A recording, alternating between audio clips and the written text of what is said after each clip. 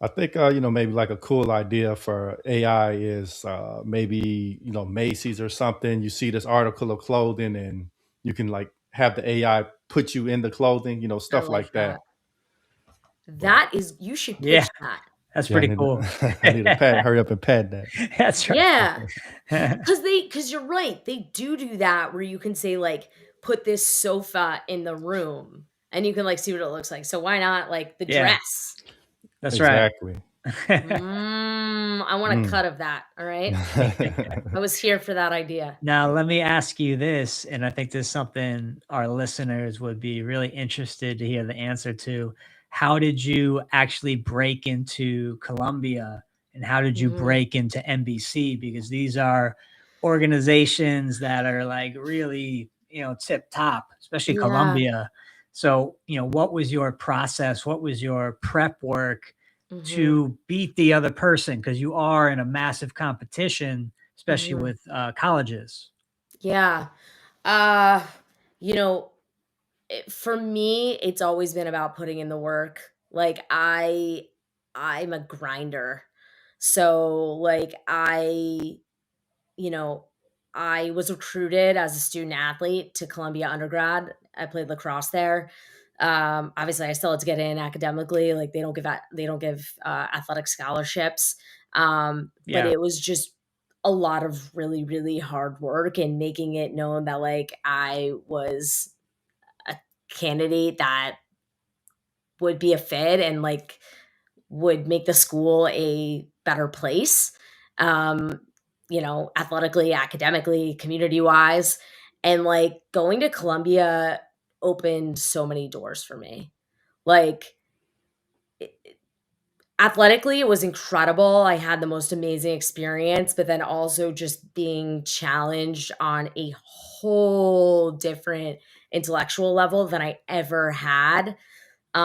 Really kind of just like and the level of competition, right? Because it's Yeah. always there.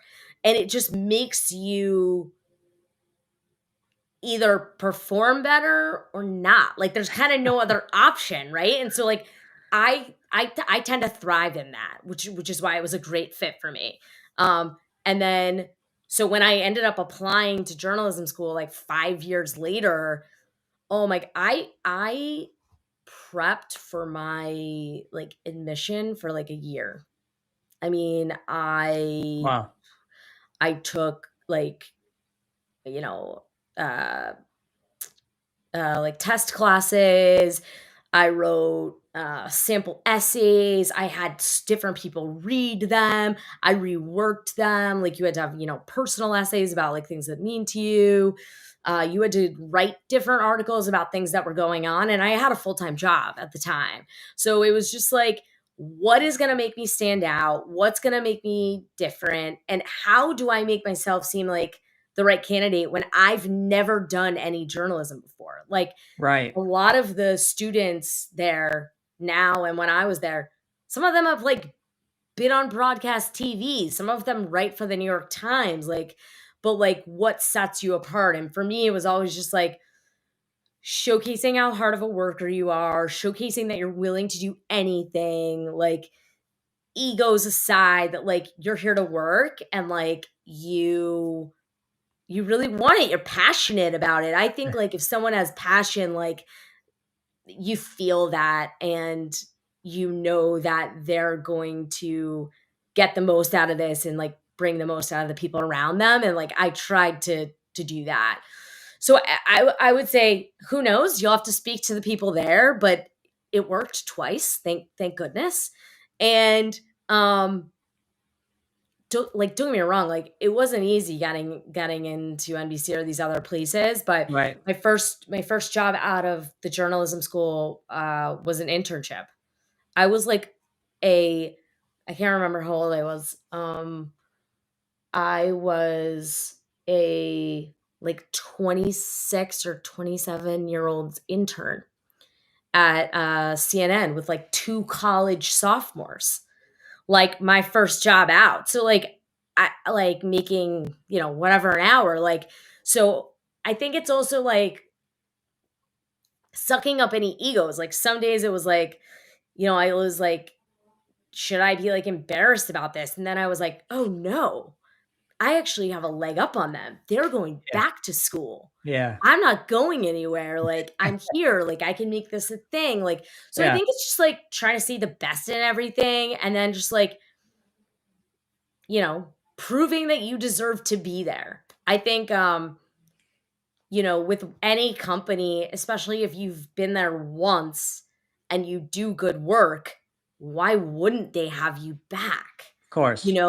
Especially in a world like Yeah. journalism where it's not like you're supposed to be in this role for however many years. Like, and if it's something where people bop around, if they know you can do the work, I think, and you prove that, I think, they like to have you back. But I mean, don't get me wrong, like you're still vetted like every other person. Like, so yeah, but I think it's putting in the work and, once you put in work and you get some things like the doors continue to open, but like you're opening them yourself. It's Yeah. I think that's a piece that a lot of people miss. mhm. Like Yeah, when I think back to when I was in LA, there'd be people, like we're saying, people that would doubt you. People say, oh, you're never going to do this or you can't do that. And then you go out there and do it. But what I noticed, what got me gigs as a session musician was, work ethic. Like you're saying, old fashioned elbow grease, just working harder than your competition. And then you get the gig. That was my experience. 100%. Did you guys ever see Rudy? The Notre Yeah. Dame? Yeah, yeah, yeah. Great I movie. grew up on Rudy, right? It's like like I've channeled him my whole life. It's like you might not be the best, you might not be the biggest, but like you're gonna outwork everybody there. And like, you know, hard work beats talent when talent doesn't work hard. Like it's like I could give you every different line here, but it's all true. And I think you'll meet a lot of really really talented people and at times you'll be jealous that these doors opened for them, but I think at some point if they don't start working hard or kind of raise their game, the others catch up.